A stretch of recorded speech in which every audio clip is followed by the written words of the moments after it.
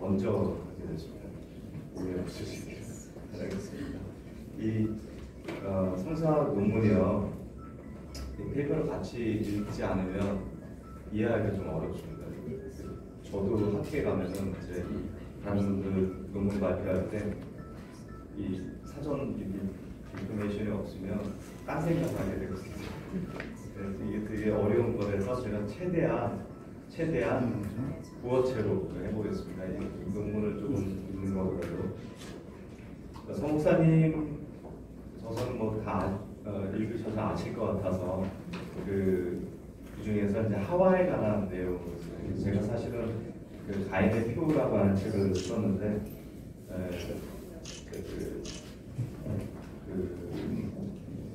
그 중에 이제 하와에 관한 내용에 있어서 목사님 좀 큰 소리로 해주시면 잘 안 들려요. 목소리가 좀 작아서 하와에 관한 내용이 있는데 그 이제 서 목사님 책을 읽다가 거기서 아이디어를 많이 얻었어요.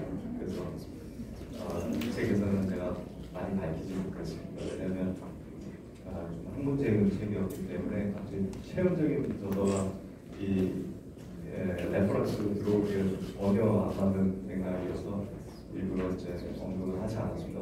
그러나 오늘 논문은 아예 서 목사님 저서를 놓고서 이제 신학적으로 우리가 검증하는 그런 부분이기 때문에 얼마든지 제가 서 목사님 이야기를 많이 하게 됐습니다. 그러니까 서 목사님께서 하와가 왜 지옥에 가 있는가 궁금함이 있잖아요. 거기에 대한 몇 가지 이제 제시를 했어요. 증거에 대해서.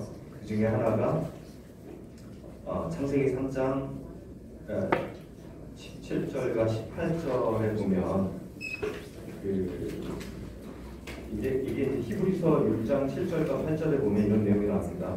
땅이 그 위에 자주 내리는 비를 흡수하여 밭 가는 자들이 쓰기에 합당한 채소를 내면 하나님께 복을 받고 만일 가시와 엉겅퀴를 내면 버림을 당하고 저주함에 가까워 그 마지막은 불사름이 되리라, 이런 말씀이 있죠.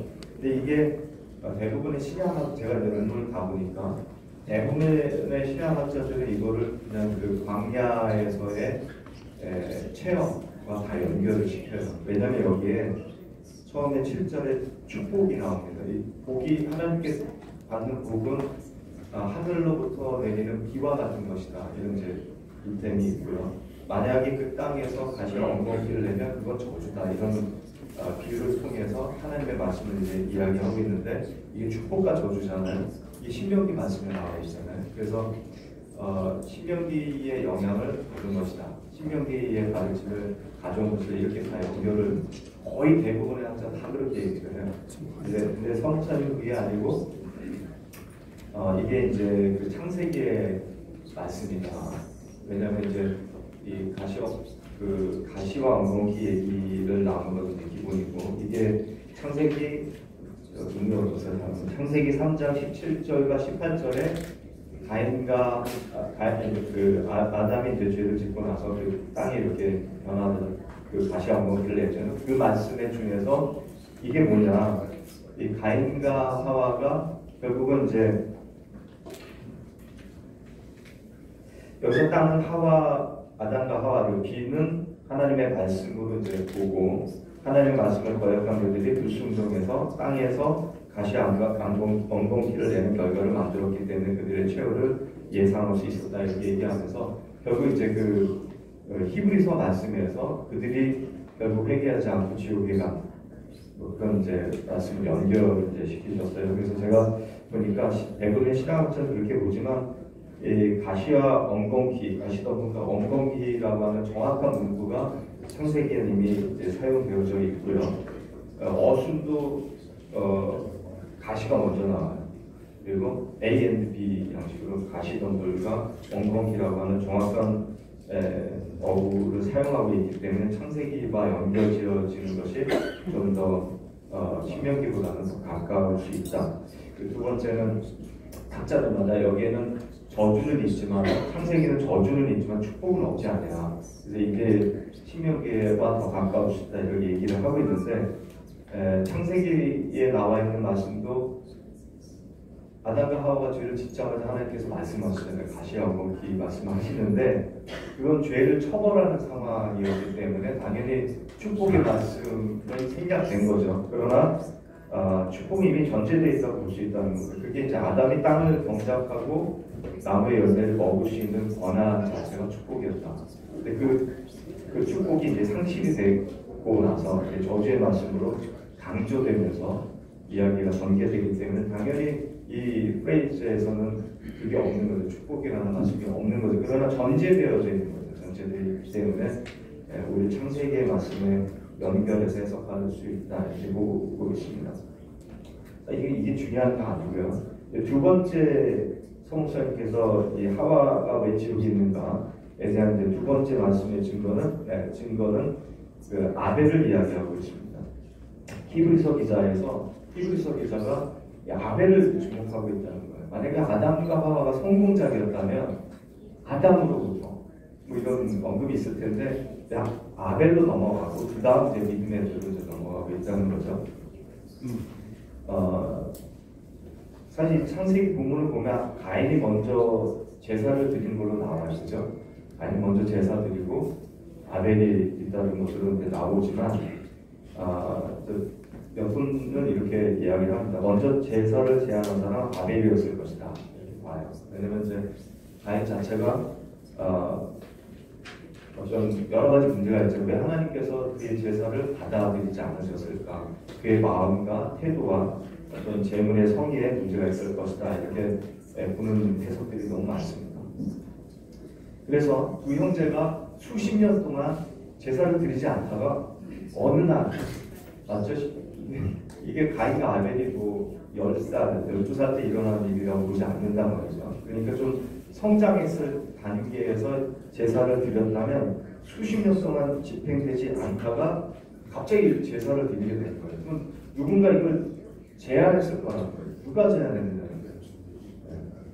그 제사를 제안하고 주도한 사람이 있다면 그 사람 당연히 이 제사의 어떤 구원론적인 의미를 파악하고 있었고요. 적극적으로 추진했을 것이라는 겁니다. 그렇게 본다면 그 가족 구성원 중에서 또 유일하게 제사장으로 받았던 사람이 아벨이라고 말할 수 있는 거죠. 그래서 그건 아벨이 제안하고 추진하게 되었을 것이다. 이렇게 보는 겁니다. 그러니까 이제 그 제사장 라인에서 두 축이 생기는 거예요. 하나는 4명밖에 없는 가족 안에서 제사파와 무제사파로 가능을 지게 되면서 한 사람은 제사를 얘기하고 있고 나머지 구성원들은 관심 없고 시큰둥하고 있었다는 거죠. 또 하나는 만약에요 이 사람들이 관심이 있었다면 아예 제사를 참여한 것이냐 그 문제도 패션이에요. 참여했을까 안 했을까 이거 논의도 좀 많이 있었거든요.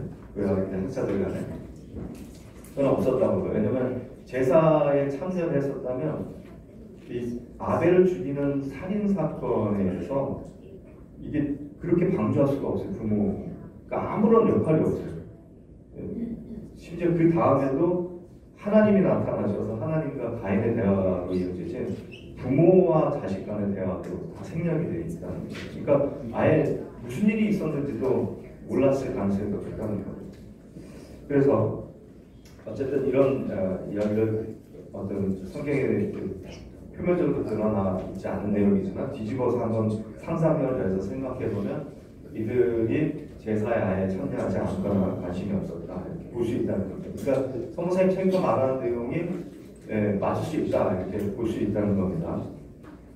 그리고 이제 가인도 아담도 땅을 받았어요. 그렇죠? 농작물로 살아갈 수 있는 그런 이제 추방당한 이후에 삶을 살았는데 아담의 직업도 농부였어요.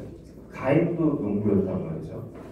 그러니까 아마 그러면 가인이 제사를 드릴 때 아담도 그럼 좀 나도 좀 넣을게 같이 물을 타면서 드리지 않았을까 상상도 할 수 있잖아요. 그러나 아까 말씀드린 대로 가인이 이렇게 아담이 가인과 함께 제사를 드렸다고 할 만한 단서를 좀 찾기가 어렵다는 겁니다.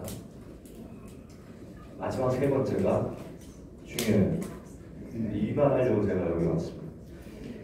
세 번째 근거가 뭐냐면 하와가 번제를 지은 이후에 성서의 말씀은 하나님께 회개했다는 기록이 없다. 회개했다는 없다.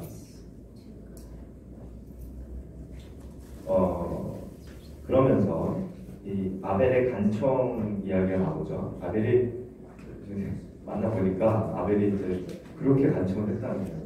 부모님한테, 형한테 전부 이제 무관심했었다는 거죠.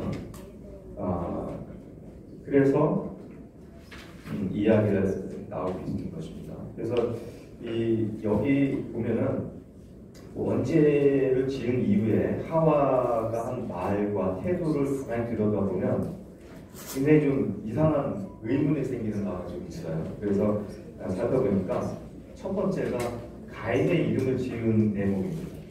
가인이라는 이름을 지었는데 이 가인이라는 뜻을 한번 생각을 해보자는 거예요. 이게 가인이라는 이름은 카나 동사에서 왔거든요. 이 페이퍼가 없어서 되게 힘들어요. 근데 안 갖고 있으니까 이 카나 동사는 무슨 뜻이냐면 얻다, 낳다. 그러니까 내가 얻었다고 하니까 보편적으로 내가 자식을 얻었다면 낳다라는 뜻도 생길 수 있잖아요. 그러니까 이 메타파에서 언어의 메타파인데 얻다, 낳다. 거기서 더 파생적인 의미가 만들다, 더 나아가서 창조하다는 뜻이 이 카나 동사에서 잘 생각하셔야 돼요. 그래서 이 아들의 이름은 카나라는 뜻에서 가져온 카인이라고 지은 거예요. 카나, 카인. 근데 상대적으로 둘째 아들의 이름은요, 아벨이에요.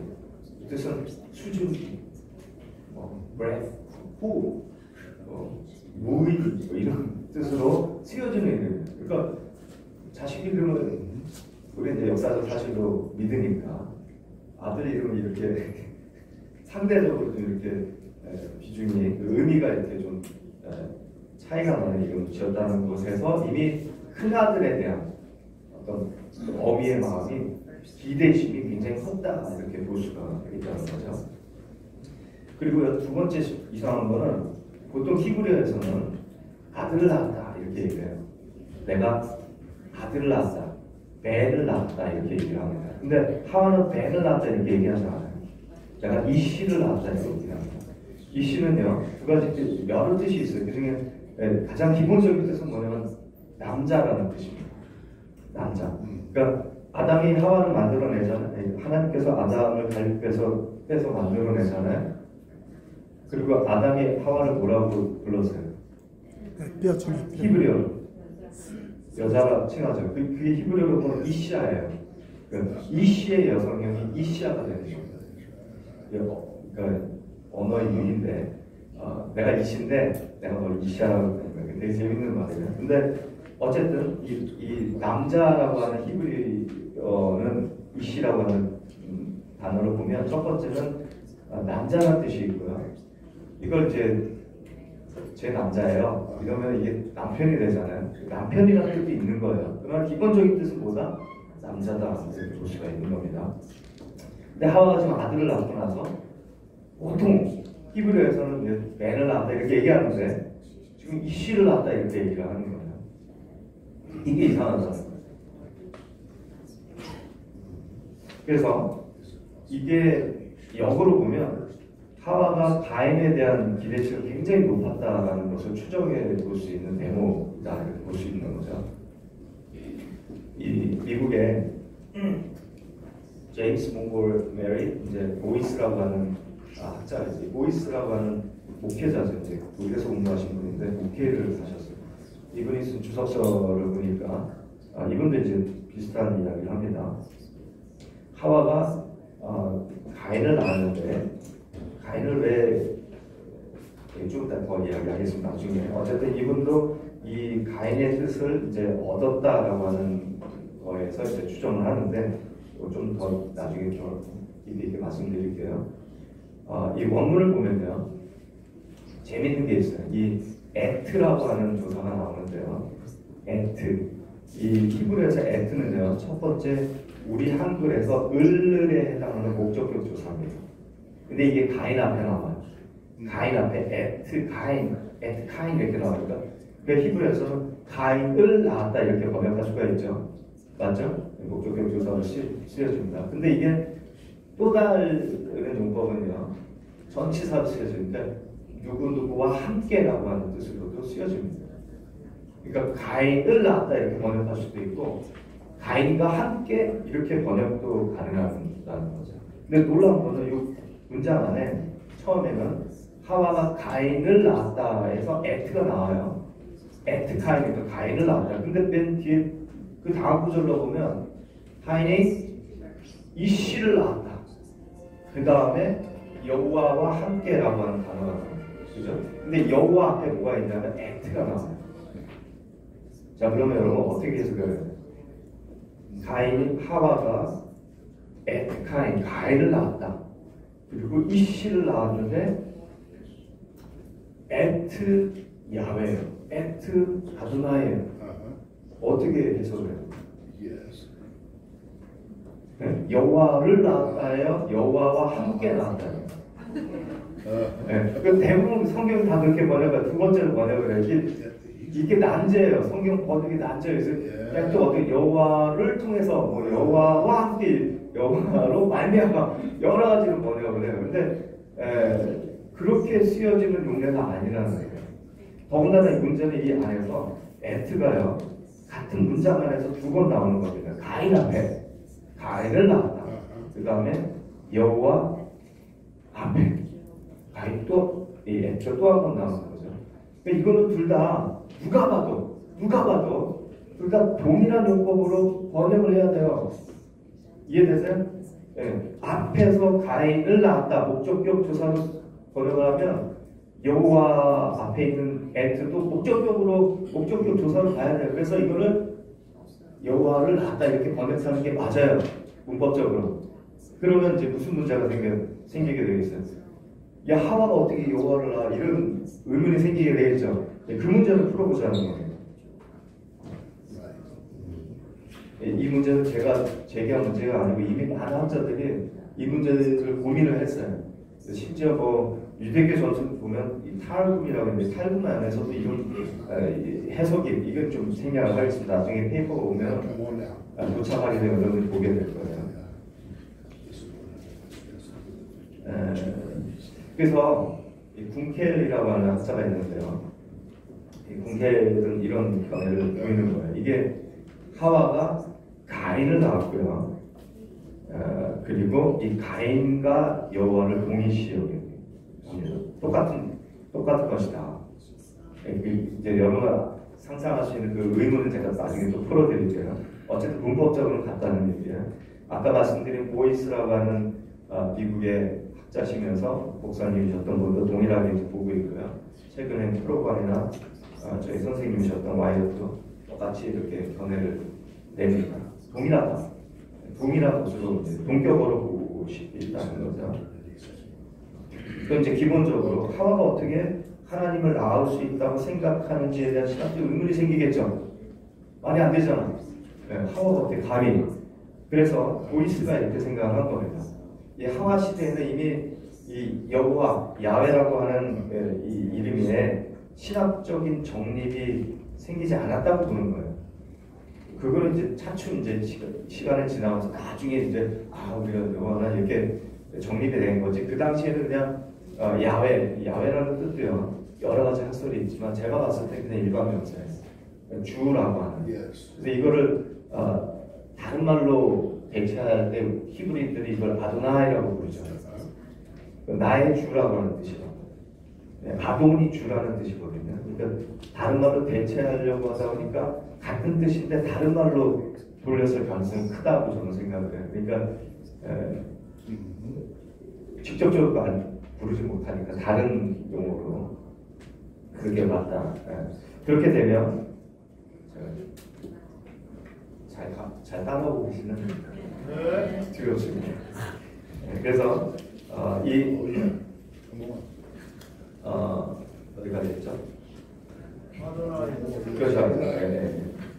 그래서 이 보이스도 이렇게 생각을 하게 된 거예요. 하와도 하와가 이 여호와라는 용어를 쓰게 된 거는 태어나게 하는 자, 생명을 주는 자, 구원자라고 하는 그런 넓은 의미로 썼다. 그렇게 본 거예요. 그러니까 내가 가인을 낳았고 내가 이씨를 낳았는데 내가 야훼를 낳았다. 그거는 구원자를 낳았다. 그렇게 해석을 하고 있다는 거죠. 제가 본 해석 중에서 가장 하와를 긍정적으로 보는 편입니다. 보이스가. 여기까지 보면 굉장히 은혜스러워요. 근데 제가 이 은혜를 파괴해야 되잖아요. 그렇지 않을 수 있다라고 이제 증명을 해야 되니까.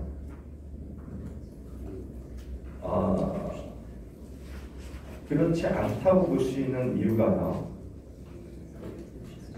이 가인의 이름에 있다는 겁니다. 여러분 그 두발 가인이라는 말이 있죠. 이름이 나오죠. 두발 가인 누군데 하면 한마리 없고요. 두발 가인 나오는데 이거를 이제 학자들이 이렇게 봐요. 앞에 나오는 두발이 진짜 이름이고요.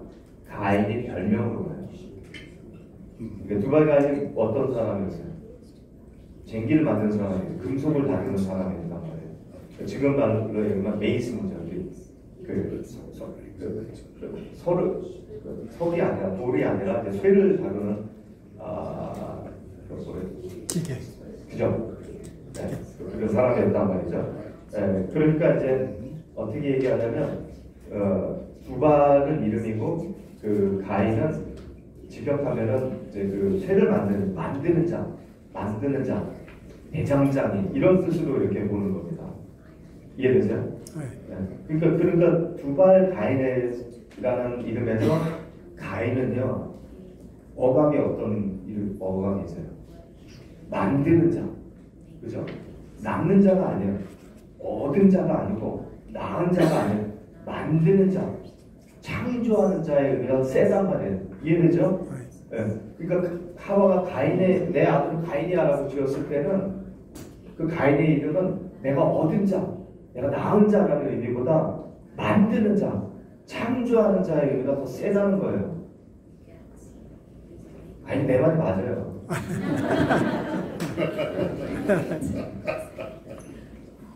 그 다음에 동사를 보십시오. 내가 성경에 보면 그가 임신하여 가인을 다른 얘기로 하면 그가 임신하여 가인을 다시 말하자면 창조자를 낳았고 그가 이르되 내가 남자를 이씨를 그리고 주를 여호와를 야훼를 낳았다 하니라 창조하였다 하니라 이렇게 나와요. 맨 마지막에 낳았다 퀴니티라고 하는 단어인데 동사인데 이것도 카라 동사에서 왔어요. 이 배열을 보십시오. 하와가 하와가 내 아들은 카인이야. 카라 동사에서. 그리고 내가 그 카인을 카라했어. 카니티. 이해되세요? 계속 만들다, 창조하다라는 용어가 계속 실어지고 있는